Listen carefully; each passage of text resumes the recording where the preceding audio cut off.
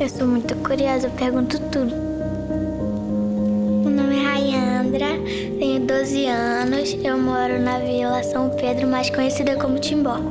Ele é uma vila bem pequena, mas também todo mundo é unido. Eu quero seguir o espaço do meu pai. Ele cuida das pessoas que são doentes.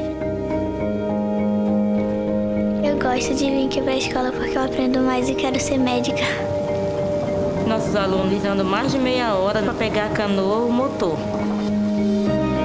A casa deles moram é simples, de madeira, mas as pessoas querem mesmo o melhor para os seus filhos, né? São os mais interessados em aprender. Eu acho que eles são os guerreiros.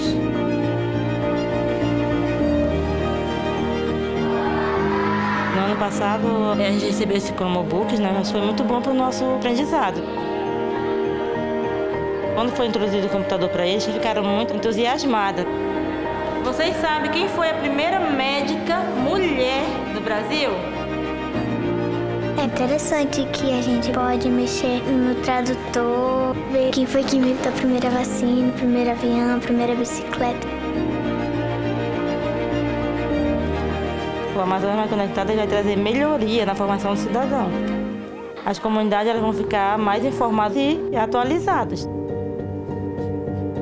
Quando eu virar uma médica, eu vou voltar pro Timbó e vou ajudar todo mundo.